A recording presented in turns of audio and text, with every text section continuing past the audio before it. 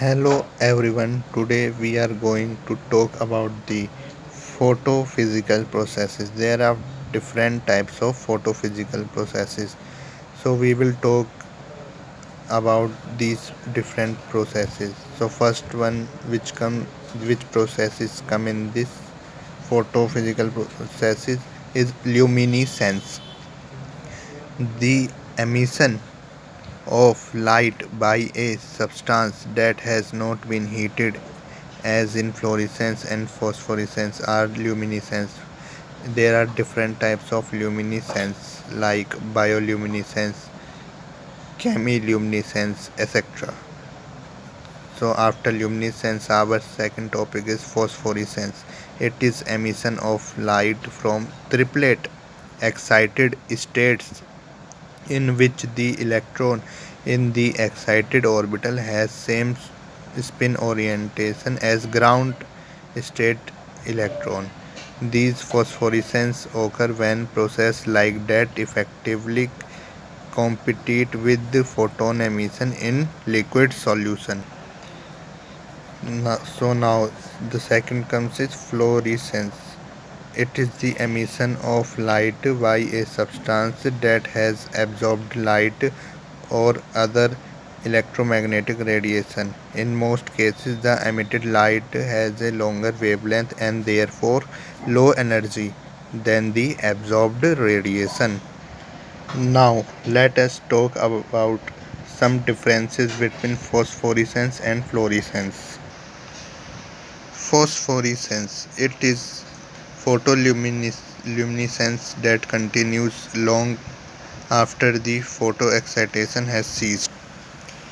Now, the fluorescence, it is a photoluminescence that continues very shortly after photoexcitation of a substance.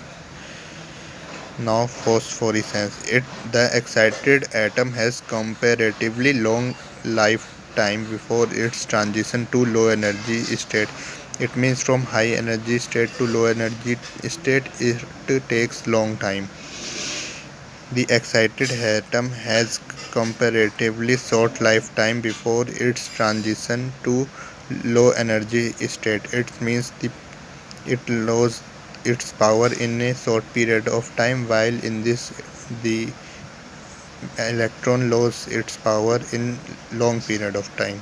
The time period or interval between the absorption and emission of energy is comparatively long, while in this the time period is very short. It means the time period between absorption and emission of photon is very long. It takes long time while it takes short time.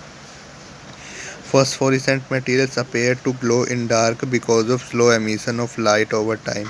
Because it takes long period of time, so it its photon loses its power slowly. That's why they generally glow in the dark. While in fluorescence, the material gives an immediate flash or afterglow on excitation.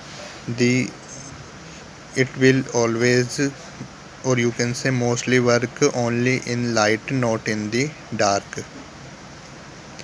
Now its example are glow of crocodile or toys or in bulbs, because when you will switch them off they will glow, while its example are gemstones, gypsum, jellyfish, etc., which only illuminate when light is available. Okay, thank you. I hope you have understood this very well.